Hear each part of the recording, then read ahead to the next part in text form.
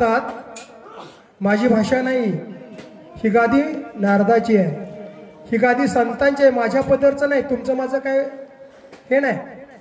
पण संतांनी जो मार्ग दाखवून दिला तुम्हाला, महाराजांनी प्रत्येकाच्या घरी जाऊन प्रत्येकाला रामनामाचा महिमा सांगितला, राम राम म्हणायला सांगितलं. पण माणसं रामराम म्हणत नव्हती. पुढं महाराज चिडले आणि तुकाराम महाराजांच्या भाषेत सांगतो तुम्हाला. महाराज काय म्हणाले चिडून, काय सांगू, नीट ऐका, येते का ऐकायला? सांगून सांगून कंटाळले महाराज. त्या काळामध्ये लोक ऐकत नव्हती. मंबाजी सारख्यांनी महाराजांना काठीनं मारलं, काठीनं. दिन रजनी हाची धंदा, गोविंदाचे पोवाडे. महाराजांनी उठावं, गळ्यामध्ये विना, हातात चिपळ्या घ्याव्यात, कधी भामवर, कधी भंडाऱ्यावर, तर कधी घोराड्या डोंगरावर जावं आणि त्या ठिकाणी भजन करावं. आमच्या आई साहेब सुद्धा महाराजांच्या फार काळजी घ्यायच्या. त्या काळी फोन नव्हते. हॅलो, तुम्ही कुठं आहे, डबा घेऊन कुठं येऊ, होती का व्यवस्था? आई साहेब नव्हती व्यवस्था. आई साहेबांनी स्वयंपाक करावा आणि महाराजांना जेवण घेऊन जावं. नेमकं कुठं जायचं? तुम्ही जर कधी देहूला गेला असाल तर देहू भंडाऱ्याच्या रस्त्यावरती तर 3 रस्ते आहेत. एक भामचंद्रला जातो, एक भंडाऱ्यावर जातो आणि एक घोराडेश्वरला जातो. आई साहेबांनी 3 रस्त्याला कान लावावेत आणि महाराज ज्या रस्त्यानं गेलेत त्या रस्त्याची माती विठ्ठल विठ्ठल म्हणत होती. ऐका, आता बहुतेक सगळे ऐकण्याच्या मूडमध्ये आहेत. महाराज सगळे जागे झाले ना? झालेत. आपुलिया हिता जो असे जागता, धन्य माता पिता तयाच्या. तुम्ही छानपैकी जेवण केलंय, तुम्हाला छानपैकी झोप लागली आणि तुमची झोप मोड करावी म्हणून मी इथं आलोय का? नाही महाराज, तुमची झोप मोड करण्यासाठी मी इथं आलेलो नाही, तर संतांनी जो उपदेश केला तो उपदेश सांगण्यासाठी इथं आहे. आई साहेबांनी कानाला माती घ्यावी, कानाला लावावी आणि ज्या मातीतनं विठ्ठल विठ्ठल येत होतं त्या रस्त्याने आई साहेबांनी जावं आणि तुकाराम महाराजांना जेवण नेऊन द्यावं. तुका म्हणे पतिव्रता तिची देवावरी सत्ता. आता पतिव्रतेची व्याख्या सांगितली संतांनी. पतीची या मता अनुसरोनी पतिव्रता. आपल्या मालकाच्या इच्छेप्रमाणे जी आमची माता भगिनी वागते तिला पतिव्रता म्हटलंय.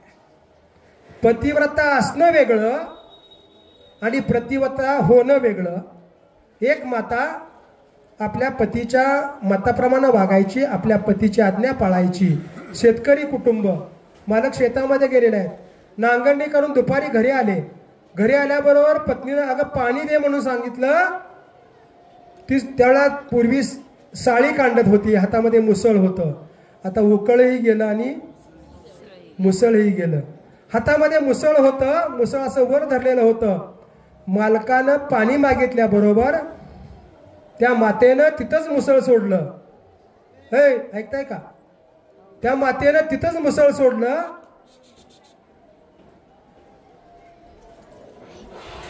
मुसळ तिथंच थांबलं. ताई बसा खाली. हो ताई बसा खाली. बोलू नका, शांत बसा.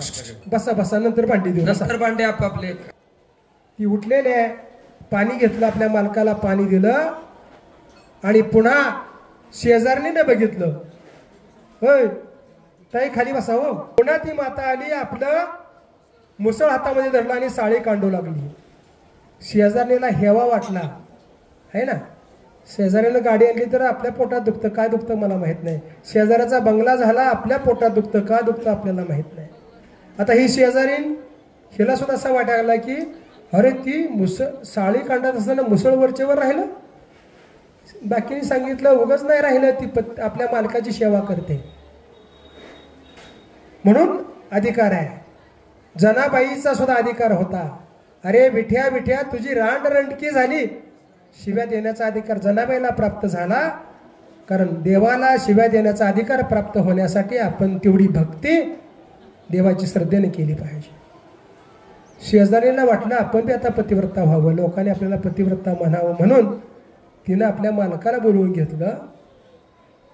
इकडे या, काय म्हणते, या इकडं, आणि मी सांगतो तसं ऐकायचं. म्हणला काय करू? अगं बायको, तुम्ही सांगाल तसं ऐकू, असं म्हणणारं ते बिचारं होतं. सकाळी मला उठायचं, बैल घ्यायची, नांगर घ्यायचा, शेतात जायचं, दुपारी यायचं आणि मला पाणी मागायचं. आता हिच्याकडे साळी नव्हत्या, उसण्या साळ्या आणल्या, उकळ मुसळ, उकळ होतं पण मुसळ दुसऱ्याचं आणलं उसणं, आणि बसले ना साळे कांडीत. साळे कांडीत बसली. मालक सांगितलं होतं ना बायकोनं दम देऊन मळ्यात यायचं आणि मला पाणी मागायचं. ती बिचारं दमून आलं, बैल बांधली. अगं पाणी देते का? पाणी आण. आणते की म्हणली, दम नाही का? पाणी घेतलं, पण ते काय करत होते, साळी कांड्यात होती, हिचं मुसळ खाली होतं. मालकानं हात मागितलं की वर घेतलं आणि मुसळ सोडल्याबरोबर पाणी आणायला जावं का नाही, तोंड वर करून बघत होती. तेवढ्यात मुसळ दातावर पडलं होतं, तेवढं दात. माझा दृष्टांत संपलेला आहे. तुका म्हणे पतिव्रता तिची देवावरी सत्ता. पतिव्रता असणं वेगळं आणि पतिव्रता होणं वेगळं, वारकरी असणं वेगळं आणि वारकरी होणं वेगळं. आता त्यांचं काही चूक नाही, अज्ञान आहे त्यांचं. वारीमध्ये आल्यानंतर कीर्तनाच्या मर्यादा आहेत, प्रवचनाची मर्यादा आहे. प्रवचनामध्ये मांडी घालून बसावं. अजून ज्यांनी मांडी घातली नसेल त्याने मांडी घाला. फक्त एक, ज्यांना घालता येत नाही, ज्यांना बसता येत नाही त्यांना माफ आहे. कीर्तनामध्ये आपण बोलायचं नाही, प्रवचनामा मर्यादा आहे, आपण बोलायचं नाही. ताई, आपण बोलायचं नाही, कारण कीर्तनी जो कोणी करील बडबड, बेडूक होऊन ये जन्म, पुढचा जन्म बेडकाचा. माणसं म्हणते ती, म्हणून तर आम्ही प्रवचनाला कीर्तनाला जात नाही. विनोदाचा भाग नाही. प्रवचन कीर्तन ऐकताना टिकून बसायचं नाही. पहिला निळा शर्टवाले अजून टिकून बसलाय, तुम्ही नीट बसा, मांडी घालून. वा रामकृष्ण रे, आता महाराजांची कृपा तुमच्यावर, वारीचं पुण्य 100% पुण्य तुम्हाला. आपला विषय असा आहे, होय होय वारकरी. वारकरी होऊन पंढरपूरला यायचं. आणि तुकाराम महाराज सांगतात, पाहे पाहे रे पंढरी. काय बघायला सांगितलं? पंढरी बघायला सांगितली. का? काय करावी साधने, फळ अवघेची येणे. भगवंत प्राप्तीची साधनं करायची गरज नाही. प्रत्येकाला वाटते ना देव आपलासा व्हावा, महाराजांची कृपा आमच्यावर झाली पाहिजे, म्हणून तर आपण महाराजांची काय करतोय, अनुग्रह घेतोय महाराजांचं नामचिंतन करतोय. आणि तुकाराम महाराज सांगतायत, तुझं व्हावा आहे देव, तरी हा सुलभ उपाय म्हणजे मार्ग.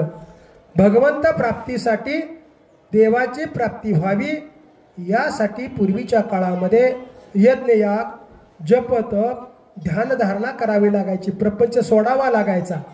आता प्रपंच सोडायची गरज नाही, कारण कलियुगामध्ये अल्प आयुष्य मानवदेह, नानासाहेब, अल्प आयुष्य मानवदेह, शत गणिले ते अर्धरात्र खाय, मध्ये बालत्व, पीडा, रोग, क्षय.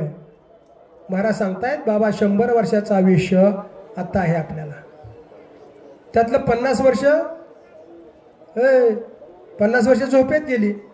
रातचं बी झोपतंय आणि दिवसा बी झोपतंय. काय फायदा? वारीमध्ये येऊन अर्धा रात्र झोपेत गेलं, काही बालपणामध्ये गेलं, काही कळत नाही देव कसा आहे, कुठं आहे, काय आजारपणात गेलं, त्यामध्ये बालत्व, पीडा, रोग, क्षय ह्याच्यामध्ये आयुष्य घेतं जातं. आणि मग महाराज म्हणतात, काय भजनाशी उरले ते पाहेगा. अरे किती उरलं भजनाला, आणि जे उरलं त्यातलं जर झोपेत घालवलं आपण, खावे प्यावे, ल्यावे नेसावे, बरे असावे, यात जर आयुष्य घालवलं तर भजन किती राहिलं. आणि म्हणून वारकरी व्हायचं आहे, पंढरीला यायचं आहे. आणि वारकरी होऊन पंढरपूरला आला की देवाची प्राप्ती होणार. इथं येऊन काय करायचं आहे? अभिमान नुरे. अभिमान म्हणजे अहंकार. तुम्हाला देव का भेटत नाही? मी कोणीतरी आहे, मी शेठजी आहे, मी दुकानदार आहे, मी कोणीतरी पैसेवाला आहे. अहंकार आहे. आणि जोपर्यंत अहंकार जात नाही तोपर्यंत भगवंताची प्राप्ती होत नाही. अभिमान नोरे. वारकरी झाला की अहंकार राहत नाही. तुम्ही आता सगळेजण पंढरपूरला आलाय. आपण पंढरपूरचा विधी सांगतो तुम्हाला. चंद्रभागे स्नान. नाहीतर हिथंच आंघोळ करायची आणि हिथनच निघाला माघारी. नाही चालत. कारण चंद्रभागेमध्ये स्नान करायचं आहे. त्याचं कारण सांगितलं. मध्यान्ह काळी सकळ ही तीर्थे येती पुंडलिका जवळी करती स्नाने. या देशामध्ये जेवढी तीर्थ आहेत ती सगळी तीर्थ मध्यान्ह काळी म्हणजे दुपारी पुंडलिका जवळ येतात. चंद्रभागेमध्ये स्नान करतात आणि पवित्र होतात. तीर्थ जर पवित्र होण्याचं सामर्थ्य चंद्रभागेच्या स्नानामध्ये आहे, पुंडलिकाजवळ स्नान केल्यानं, तर तुम्ही आम्ही पवित्र व्हायचं असेल तर चंद्रभागेचं स्नान केलंच पाहिजे. वारकऱ्यांनी नगर प्रदक्षिणा केलीच पाहिजे. चंद्रभागे स्नान विधी तो हरिकथा श्रवण. पंढरपूरला आलेल्या वारकऱ्यांनी काय करायचं सांगितलंय तुकाराम महाराज सांगतायत. विधी तो हरिकथा. पंढरपूरला आल्यानंतर प्रवचन ऐकायचं आहे. प्रवचन चालू असताना झोपायचं नाही. कीर्तन ऐकायचं आहे. कीर्तनात झोपायचं नाही. कीर्तन करमणुकीचं साधन नाही. ही कीर्तन परंपरा नामदेवरायांनी सुरू केली. वाळवंटामध्ये नामदेवरायांनी कीर्तन करावं. नामदेव कीर्तन करी पुढे देव नाचे पांडुरंग. जनी म्हणे ज्ञानदेवा बोला अभंग. नामदेवरायांनी कीर्तन करावं. देवाने नामदेवाच्या कीर्तनामध्ये नाचावं आणि जनाबाईनं ज्ञानदेवाला सांगावं महाराज अभंग म्हणा. कीर्तनानं पुढं महाराज सांगतायत कीर्तन चांग. चांग म्हणजे चांगला आहे. त्याचा परिणाम काय आहे का? कीर्तन चांग. कीर्तन चांग. चांग म्हणजे चांगला आहे. होय अंग हरिरूप. देव तुम्हाला देव बनवण्याचं सामर्थ्य कीर्तनात आहे. कीर्तनाचे नि नटनाचे नाशिले व्यवसाय प्राय चित्ताचे ते नामची नाही पापाचे ऐशे केले. तुम्ही जर मनापासून कीर्तन ऐकलं तर कीर्तन ऐकल्यामुळं सगळी पापं नाहीसं करण्याचं सामर्थ्य कीर्तनामध्ये आहे. कीर्तन चांग. कीर्तन चांगलं आहे पण ते नीट ऐकलं तर आणि अनंत जन्माची पापं नाहीसं करण्याचं सामर्थ्य कीर्तनामध्ये आहे. एकाने विचारलं महाराज पाप्यानं पंढरपूरला जावं. सहज माणसं जे येत नाहीत ना इकडं ते म्हणतात पाप्यानं जावं पंढरपूरला. पण त्यांना अजून कळलंच नाही पाप कशाला म्हणायचं आणि पुण्य कशाला म्हणायचं. एक दृष्टांत सांगतो म्हणजे लक्षात येईल. एक महात्मा झाडाखाली तपसाधना करत आहे. 4-8 दिवस झाले. एक वारकरी येताना सगळं साहित्य आणलं होतं कुटुंबातलं घरासाठी लागणारं. त्याने विचार केला हा महात्मा गेली 4-8 दिवस मांडी घालून ध्यानस्थ आहे. त्यांना शेण आला असेल. जवळची खोबरेल तेलाची बाटली काढली. तेल घेतलं महाराजांच्या अंगाला लावलं. त्यांची सेवा केली. दर्शन घेतलं आणि घरी निघून गेला. शेजारी एक वारुळ होतं मुंग्याचं. तेलामुळं वारुळातल्या मुंग्या महाराजांच्या अंगावर चढल्या आणि महाराजांना चावू लागल्या. त्या माणसानं जे कर्म केलं कोणतं कर्म? स्वतःचं खोबरेल तेल घेतलं. महात्म्यांच्या हातापायाला लावलं. हातपाय चोळलेले आहेत. दर्शन घेतलं घरी गेला. हे जे कर्म झालं ते त्या माणसानं करताना पाप कर्म म्हणून केलं का पुण्यकर्म म्हणून केलं? बोला ना. पुण्यकर्म म्हणून केलं. पण घडलं उलट. महाराजांना मुंग्या अंगावर चढल्या. मुंग्या चावू लागल्या. महाराजांना त्रास होऊ लागला. ते पाप कर्म झालं. कारण महाराजांना त्रास झाला ना. त्यानंतर 1 तासाभरामध्ये एक उन्हाळ मुलगा आलं. त्याने विचार केला हे बाबा इथं का बसले? इथं का बसले? आणि म्हणून ते ऊस खात होतं. नीट ऐका. व्यवहारामध्ये पाप कशाला म्हणायचं आणि पुण्य कशाला म्हणायचं आपण ठरवू शकत नाही. आपल्याला नाही कळत ना. तो ऊस खात होता. त्याने विचार केला हे इथं का बसलंय म्हातारं? ऊस खायचा. त्या महात्म्याला चोई फेकून मारायचा. महात्म्याच्या अंगाला ती चोई लागायची. खाली पडायची. परिणाम असा झाला त्या साधूच्या अंगावल्या सगळ्या मुंग्या खाली आल्या, त्या चोळीला लागल्या. आता ह्यांना जे कर्म केलं होतं, करण्याचा उद्देश चांगला होता का वाईट होता?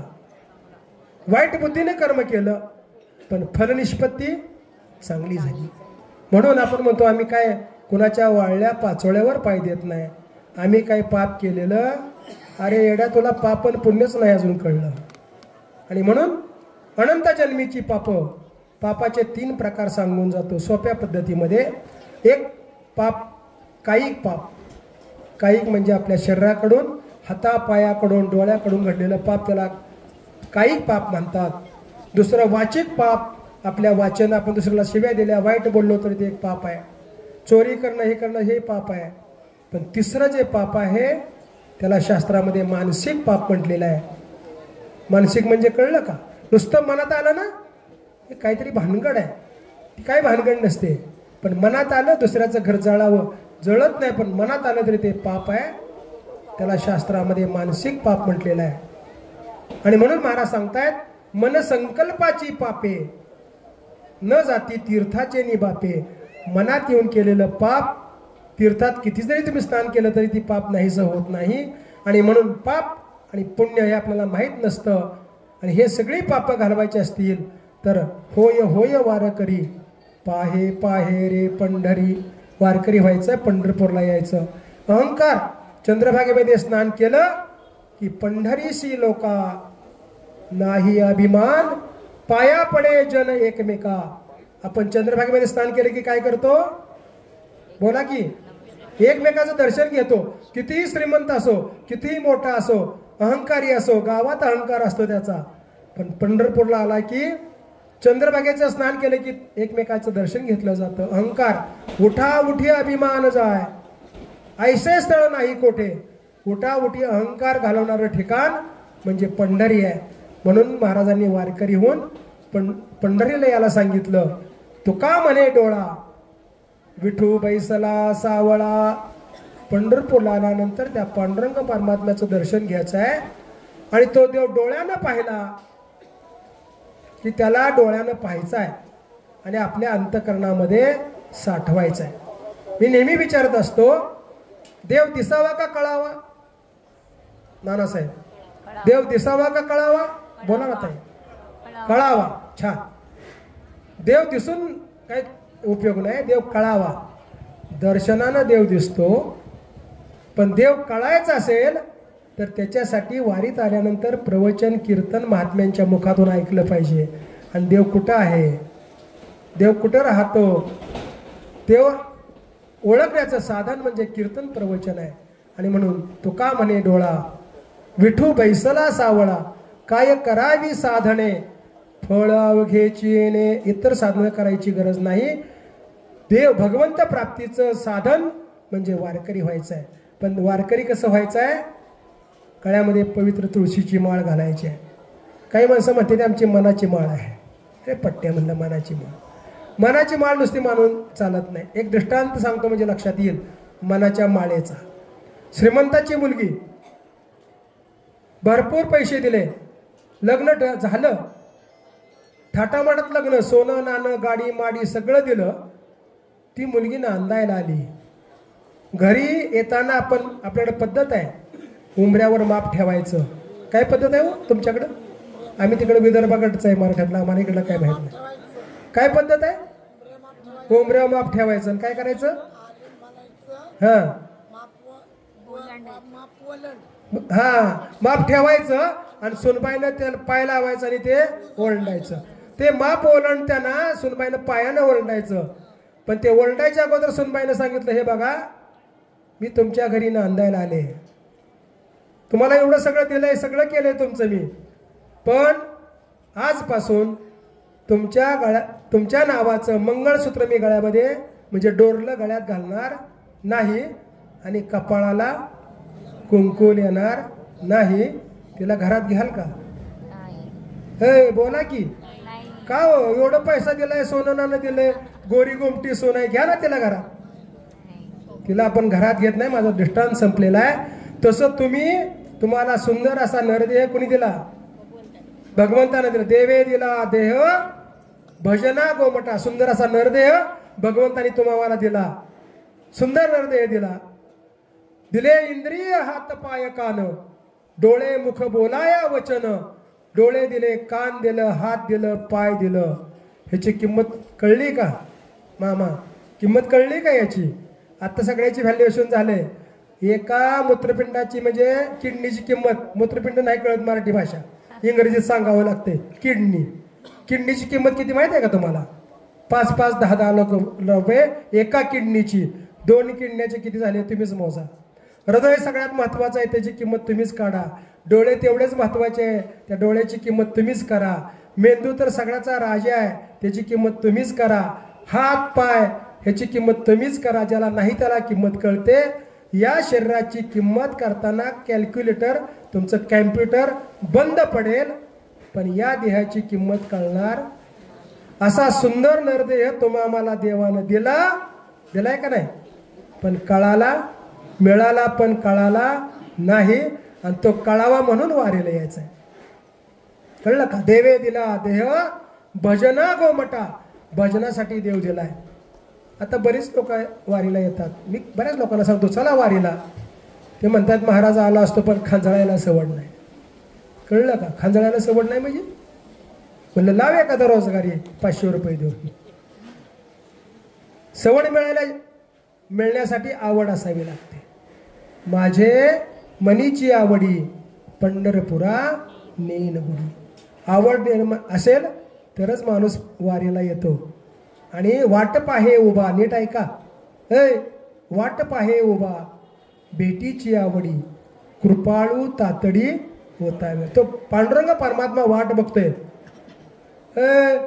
विटेवर उभा राहिलाय, बसला नाही, आणि तो बसला तर तुमची आमची काय अवस्था होईल?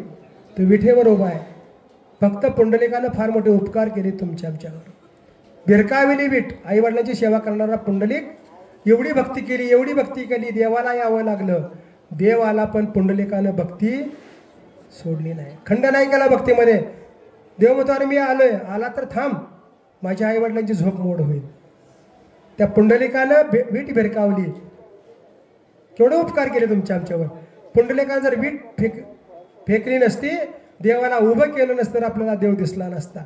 देव आला असता, पुंडलिकाला भेटला असता, दर्शन दिलं असतं, पुन्हा द्वारकेत जाऊन राहिला असता. एवढे उपकार आहेत पुंडलिकाचे. पण त्यावेळेचा पुंडलिक, आई वडिलांची सेवा करणारा पुंडलिक, आपणही पांडुरंगाचे भक्त आहोत. पण अलीकडचा पुंडलिक, पोरगा एक म्हणले कुठं आहे? अमेरिकेला, दुसरा ऑस्ट्रेलियामध्ये, मुलगी अमेरिकेमध्ये, आणि आई बाप बोला की कुठं आहेत? हा कुठं? वृद्धाश्रमात. अहो नीट सांगा की मला ऐकाय. वृद्धाश्रमात. मला ऐकायला कमी येतं. काय पेटवायचं आहे तुमच्या बंगल्याला, गाडीला? आणि अरे पुंडलिक. पण सुदैव सांगतो, अजून एकाही शेतकऱ्याचा आईबाप वृद्धाश्रमात नाही. ही स्वाभिमानाची गोष्ट. कलेक्टर मुलगा आहे, इंजिनियर आहे, डॉक्टर आहे, त्यांचे आईबाप सगळे वृद्धाश्रमात आहेत. वृद्धाश्रमामध्ये ठेवून किती जरी वाऱ्या केल्या तरी काय उपयोगाचं आहे? घडलेली घटना सांगतो. सातारला वृद्धाश्रम आहे, मातोश्री वृद्धाश्रम. घडलेली घटना सांगतो, इथं खोटी सांगायची नाही.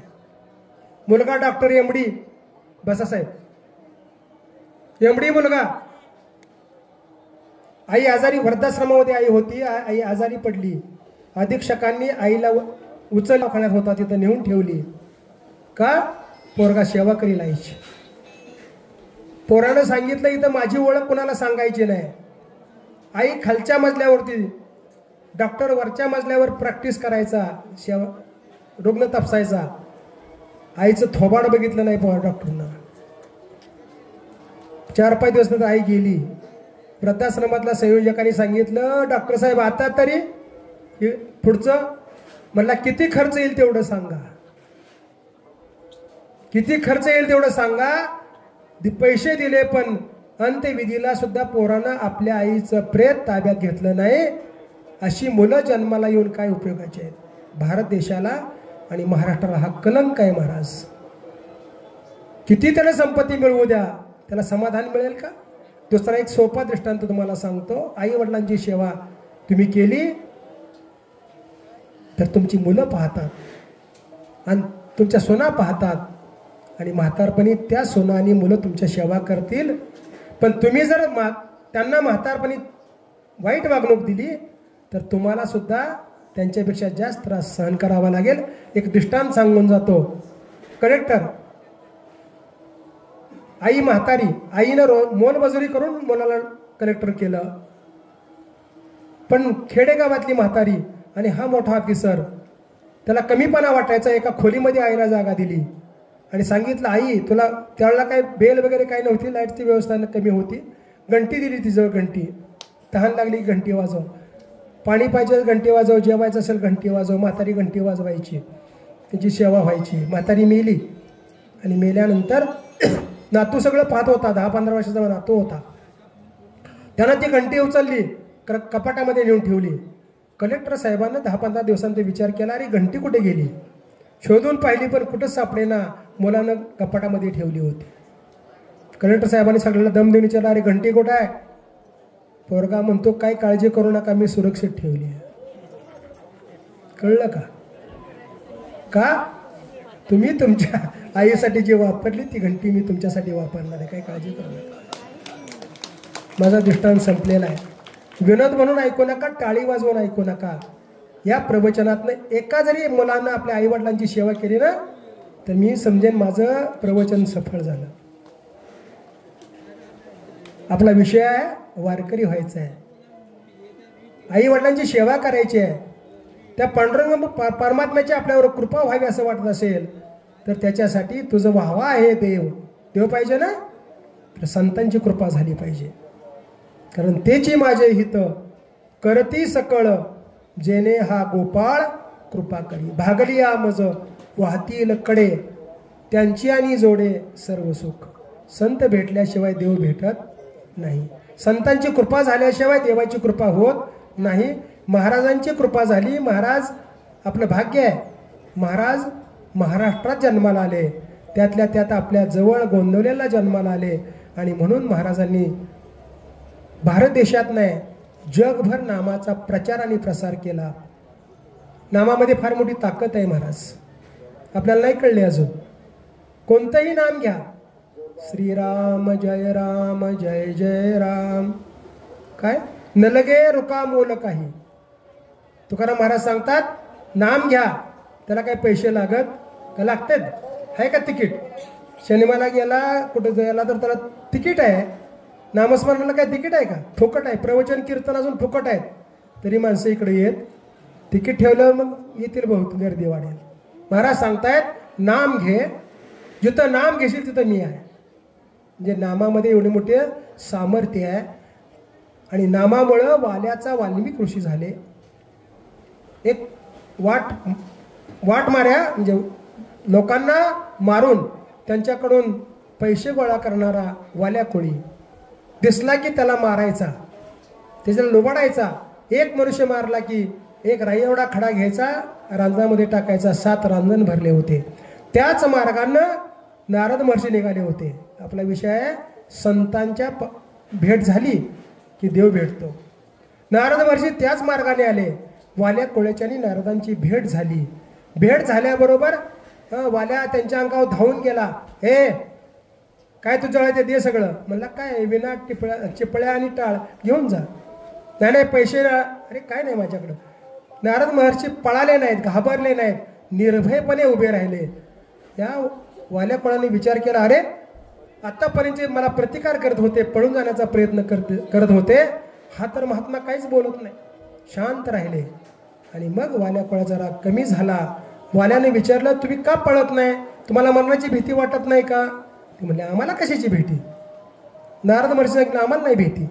मग तू कशासाठी हे करतोयस? म्हणला, बायका पोरांना जगवण्यासाठी. एवढं पाप? जा म्हणजे त्यांना विचारून ये, तो केलेल्या या पापामध्ये ते सहभागी आहेत का? वाल्या घरी गेला, बायकोला विचारलं, पोरासनी विचारलं, एवढी माणसं मारली, एवढं पाप केलं, यात तुम्ही सहभागी आहे का? ते म्हणले, आम्हाला काय देणं घेणं? तुम्ही भ्रष्टाचार करून 2 नंबर करून डांबार खडी विकून पैसे खाताय का आणताय? आम्हाला काय बघायची गरज? तुम्ही काय करताय, कोणते धंदे करताय, आम्हाला बघायची गरज नाही. तुम्ही माणसं मारून आणताय. काय कोणीही त्याला जामीन राहिलं नाही. वाल्या परत आला, नारदांचे पाय धरले आणि सांगितलं की मी आत्तापासून हा धंदा करणार नाही, कारण ह्यात कुणीच सहभागी नाही. नारदांनी सांगितलं नाम घे, राम म्हण. वाल्याला राम म्हणता येईना, पण मरा म्हणता येत होतं. मरा मरा मरा मरा मरा मरा राम राम राम, मरा मरा म्हणता म्हणता राम राम मुखामध्ये आले आणि उफराट्या नामे वाल्या तारला. उफराटं नाव घ्यायला सांगितलं, मराचं राम राम झालं आणि वाल्याचा वाल्मिक ऋषी झाले. की रामराय जन्मालायच्या अगोदर त्यांनी रामायण लिहिलं. एवढं सामर्थ्य त्या नामामध्ये आहे. नामसंकीर्तन साधन पै सोपे. हे नामसंकीर्तन हे सोपं साधन आहे. जळतील पापे जन्मांतरीचे, अनंत जन्माचं पाप घालवण्याचं सामर्थ्य या नामामध्ये आहे. आणि म्हणून या नामामध्ये नामामुळे उद्धार होतो. म्हणून आपण सततम कीर्तयंतो मा यतंतच दृढव्रता, हा सतत आपण त्या भगवंताचं नामचिंतन करायचं आहे. आणि घरी नाही जमलं, नाही सवड झाली, तरी जर वारीत आल्यावर तरी नाम घेतलं पाहिजे. आणि हे नाम कसं आहे, तृणाग्नी मेणे समरस झाले, तैसे नामे केले जपता हरी. तृण म्हणजे गवत आणि अग्नी एकत्र आल्यानंतर गवत राहत नाही, तर ते काय होतं, अग्निरूप होतं. तसं नाम घेतलं की आपण राहत नाही, आपण नाममय होतो, म्हणजे भगवंताच्या स्वरूपाला जातो. हे नाम इतकं सोपं आहे.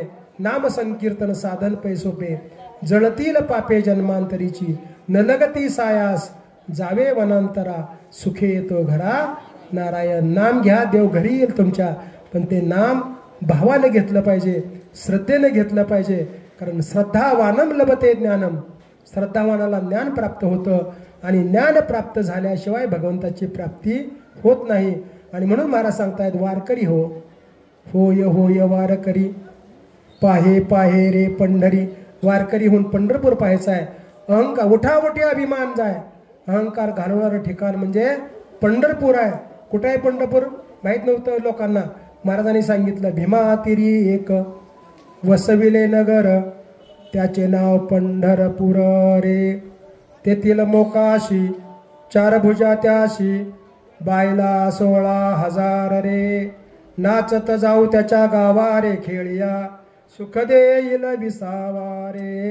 हे पंढरपूर कुठं आहे, चंद्रभागेच्या काठावर हे पंढरपूर आहे. आणि हे पंढरपूर चंद्रभागेच्या काठावर आहे. जेव्हा नव्हते चराचर तेव्हा होते पंढरपूर. जेव्हा सृष्टीची निर्मिती नव्हती त्यावेळेला पंढरपूर होतं. तेथील तृण आणि पाषाण तेही देव जाणावे.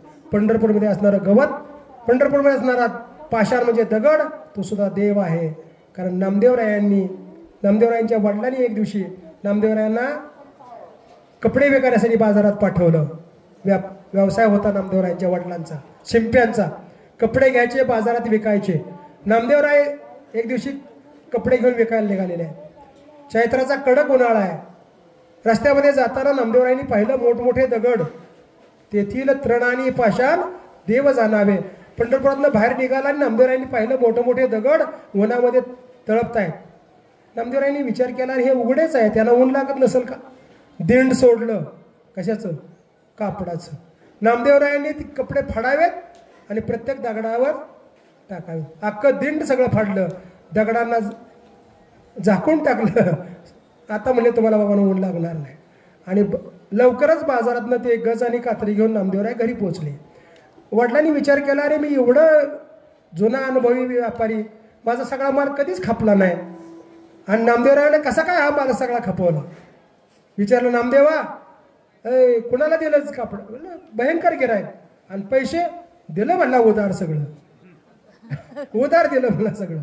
ठीक आहे म्हणले, पैसे कधी, पुढच्या बाजारात देतो म्हणले. पुढच्या बाजारला नामदेवराय आलेले आहेत. आणि विचार केला, आता वडिलांनी पैसे घेऊन नाही गेलो तर वडील मारतील, पण देवाला तिथं जे दगड होते ना, त्या दगडांना माणसाचं रूप घ्यावं लागलं. सगळ्यांनी पैसे गोळा केले आणि नामदेवरायांना सगळं बिल पेड केलं. सामर्थ्य दगडाला देव मानणारा एक देश आहे तो म्हणजे भारत आहे. एक देश आहे तो महाराष्ट्र देश आहे. आणि असे संत आहेत की ते दगडाला सुद्धा काय करतात, देव मानतात. प्राण्याची पूजा केली जाते, गायीची आपल्याकडे पूजा केली जाते. फॉरेनच्या लोकांना आश्चर्य वाटायचं, पण आता आपल्या सोहळ्यामध्ये शेकडो परदेशातली माणसं इथं येतात. आम्ही मॉरिशसला गेलो होतो साहेब, मॉरिशसला. तिथेही जावं, शंकराचं भव्य दिव्य मंदिर आहे, विठ्ठल रुक्मिणीचं मंदिर आहे. परदेशातली माणसं सुद्धा आपली भारतीय संस्कृती विसरले नाहीत. आजी सांगतो तुमच्यासाठी, तिथल्या आमच्या महिला माता भगिनी नऊवारी साडी नेसतायत अजून मॉरिशसमध्ये. हातामध्ये बांगड्या आहेत, कपाळाला कुंकू आहे. आणि आम्ही मात्र परदेशाचं अनुकरण फॅशनच्या नावाखाली आमची संस्कृती आम्ही सोडली. कुंकू गेलं आणि काय आली? टिकली. टिकली तर टिकली. इथंच चांगले आहेत, सगळ्यांनी कुंकू लिहिलेलं आहे, चांगलं आहे. बरं लेण्यात का टिकली?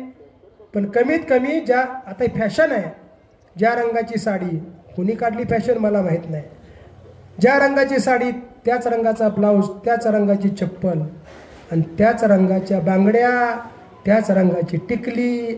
काळ्या टिकलीवर नंबर आला की काळी साडी, काळी चप्पल, काळ्या बांगड्या आणि कपाळाला काळी टिकली. अरे संस्कृतीच विसरू नका. भारतीय संस्कृतीमध्ये सौभाग्यवतीचं लेणं बघा, हिरवी साडी, हिरव्या बांगड्या. सगळ्यांनी हिरव्याच नेसावं असं नाही, पण साडीमध्ये, बांगड्यामध्ये आणि कुंकवामध्ये काही सामर्थ्य आहे. तसं वारकरी म्हटलं की वारकऱ्याचा बाह्य पोशाख जर नुसता पाहिला, गोपीचंदन टिळा, तुळशीच्या माळा, हार मिरविती गळा रे, बस. नुसता बाह्यांगानं जरी वारकरी झाला, खरं सांगा बरं, माझी शपथ आहे तुम्हाला, गोंधळातनं निघाल्यापासून कोणाला काय ताई बसा, 2 मिनटं बसा, 2 मिनटं बसा, माझ्यासाठी बसा, तुमचं महत्वाचं काम. मी काय सांगत होतो मला, तुम्हालाच माहित, आम्हाला काय माहित. काय सांगत होतो? हा बोला की, काय सांगत होतो? हा मला ऐकायला ना. फॅशनच्या नावाखाली आपण आपली संस्कृती विसरलो. मॉरिशसमध्ये साड्या नेसतात माता आमच्या, सगळे सण साजरे केले जात आहेत. इथून 8 तास लागतात मुंबईवरनं मॉरिशसला जायला, विमानानं साहेब, विमानानं जायला. पूर्वी गेलेल्या माणसांनी आपली संस्कृती सोडली नाही. आम्ही फॅशनच्या नावाखाली, पूर्वी रामराम होता, रामराम गेला, नमस्कार आला. आता नमस्कारही गेला, नमस्कार आला, तिथनं चमत्कार सुरू झाला. पण आता नमस्कारही गेला, रामराम गेला, नमस्कार गेला, चमत्कारही गेला.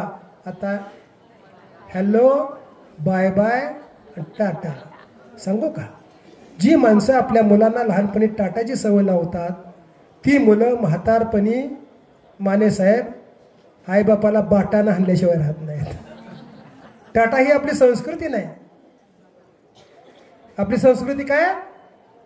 पाया पडे जन एकमेका. पाया पडायचं आहे, पण ते कसं? श्री संतांचे माथा चरणावरी साष्टांग हे करी दंडवत. दर्शन घेताना, मी साहेब बरेच फिरलाय, दर्शन घेताना साधू संतांचं, महात्म्यांचं, सगळ्यांचं दर्शन घेताना त्यांच्या पायावर, आतापर्यंत कसं घेतलं असेल तुम्ही, काय काय हातात देतात, हे दर्शन नाही. नुसतं काय काय हातानंच हे करतात, ते दर्शन नाही. दर्शन घ्यायचं असेल तर त्यांच्या पायावर आपलं डोकं ठेवायचं. कारण जसं इकडं लाईट लावली, बटन टाकलं की इकडं लाईट लागते, तसं त्या संत महात्म्यांनी केलेलं जे जप तप ध्यान धारणा, त्यांनी ज्या तीर्थयात्रा केलेल्या असतील, नामस्मरण केले असेल, त्याचं सगळं श्रेय त्यांच्या पायावर आपण डोकं ठेवलं की ते आपल्या मस्तकात शिरतं. आणि मग आपल्या असणारे काय दोष असतील, काय अवगुण असतील, ते कमी होतात. म्हणून दर्शन घेताना पाया पडे जन एकमेका. इथून पुढं दर्शन घेताना वाकून पायावर डोकं ठेवून नमस्कार आहे. श्री संतांचे माथा चरणावरी साष्टांग हे करी दंडवत. साष्टांग दंडवत घालायचं. आणि दंडवत घातलं ना, उठावटे अभिमान जाय, अहंकार नाहीसा होतो. मी कोण आहे असं ऐसा कोठे आठवची नाही, देहीची विदेही लघुदशा. तुकाराम महाराजांना जन आवडत नव्हतं, ना आवडे जन धन माता पिता. काय आवडत नव्हतं? एकांताचा वास, एकांतात राहायचं, नामचिंतन करायचं. आपणाला घर सोडायला नाही सांगितलं महाराजांनी. संसारी असावे असूनी नसावे. परमार्थ करण्यासाठी संसारी नेटका पाहिजे. असू नये फाटका नेटका प्रपंच करा आणि परमार्थ ही नेटका करा. महाराजांनी तुम्हाला इथं येण्याची सद्बुद्धी दिली. नवे नवे महाराजांच्या बरोबर महाराजांनी आणले तुम्हाला. तुम्ही असं म्हणू नका आम्ही आलोय वारीला. महाराजांनी आणलंय आपल्याला. इथं आल्यानंतर महाराजांनी वारी जशी केली तशी वारी करा, म्हणजे नामचिंतनात वारी करा आणि अशी वारी सगळ्यांना घडावी एवढी महाराजांच्या चरणी प्रार्थना करतो. दरवर्षीच मला तुम्ही छानपैकी सुंदर जेवलेला असता आणि त्यानंतर तुम्हाला गाढ झोप लागलेली असते. अशा झोपेत मला उठवावं लागतं. पण काय करायचं, आम्ही संतांचा अवतार सांगतो कशासाठी आहे. तुकाराम महाराज म्हणतात आम्ही वैकुंठवासी आलो याची कारणाशी. संतांचं राहण्याचं ठिकाण वैकुंठ आहे. संत महात्मे इथे येतात आलो याची कारणाशी. कशासाठी, बुडते हे जन न देखवे डोळा येतो कळवळा म्हणून अज्ञानी जीवाला सन्मार्गाला लावण्यासाठी आमचा अवतार आहे. संत महात्मे येतात, आपलं काम करतात, समाजाला शहाणं करण्याचं काम करतात आणि आपलं काम झालं की निघून जातात. दुर्जन जगाला कंटाळा आला तरी जात नाहीत बरं का. माणसं म्हणते हे मेलेलं बरं, ही पेढा आहे गावची, पण ती पेढा लवकर जात नाही. एक दृष्टांत सांगतो आणि माझ्या सेवेला पूर्ण विराम देतो. एक जन्माला आलं, आई मेली. 4-2 वर्षात बाप मेला, कोणीच राहिलं नाही. श्रीमंताचं पोरग होतं, पण काहीच उपयोग नाही. नुसतं भांडणं, मारामाऱ्या, चोऱ्या, दुर्गुणाची खाण. 25-30 वर्षाचं वय झालं, कोणी पोरगीच देना. शेवटी कंटाळून मेलं. ती मेलं कुठं नीट मारावं का नाही. कोणाडा होता 3.5 हाताच्या भिंती रुंद, त्या कोणाड्यात बसलं तिथंच मेलं. 2-3 दिवस कोणी बघितलंच नाही हो. वास या लागला गावात, कोडन पाटलाला मड. तसं गाव गोळा झालं. पोलीस पाटलानं ते मड बाहेर काढलं. बघितलं तर ताटलं होतं, पाय पसरलेले आणि त्या भिंतीत बसलेलं त्या कोणाड्यात बाहेर काढलं. सरळ करायसाठी तिरडीवर घाला गेलं तर पाय खाली केले की डोकं वर आणि डोकं खाली केलं की पाय. अशा अवस्थेमध्ये ते उचललं, तिरडीवर घातलं. म्हणजे ही पेढा हिथं नको, शिववर तिकडं पुरूया म्हणून शिववर नेलं. गोर काढली, पुरणार, पण ते आत काय गोरत बसना. एकानं आयडिया केली, म्हणजे ह्याचं सरळ करूया. एक दावा आणलं, झाडावर टाकलं आणि खाली ओढलं दोघा ठिकाणी. तेवढ्यात पोलिसाची गाडी आली. पोलीस साहेबांना काय आता काय साक्षीची गरज आहे का. माने साहेब, साक्षीची काय गरज आहे का. सगळं समक्षच बघितलं. कोण कोण गडी येतं, ह्याला मारते कोण कोण, ताव कोणी टाकलंय, ओढतंय कोण कोण, काय करते, खड्डा कोणी काढलाय.